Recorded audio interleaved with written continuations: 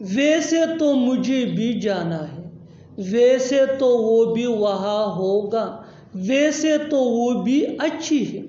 इन जुमलों में हम कह रहे हैं वैसे तो, इसके लिए आपको यूज़ करना होगा इंग्लिश में विल। आइए कंप्लीट स्ट्रक्चर देखते हैं। Will plus sentence. सेंटेंस ये सिचुएशन या टेंस के हिसाब से चेंज होता रहेगा, जबकि विल ये वही के वही रहेगा। विच मीन वैसे तो। अच्छी तरह समझने के लिए कुछ मिसालें देखते हैं।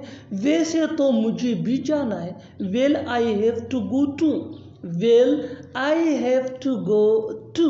वैसे तो वो भी वहाँ होगा, will he will also be there, will he will also be there. वैसे तो वो भी अच्छी है, will she is good too, will she is good to.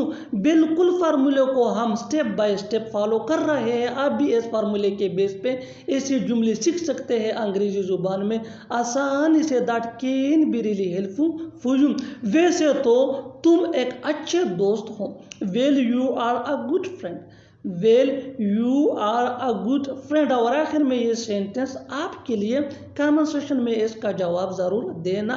वैसे तो मैं भी खाना खाना चाहता हूँ, वैसे तो मैं भी खाना खाना चाहता हूँ। Subscribe to English PS for more advance English sentence structure. Thanks Manan.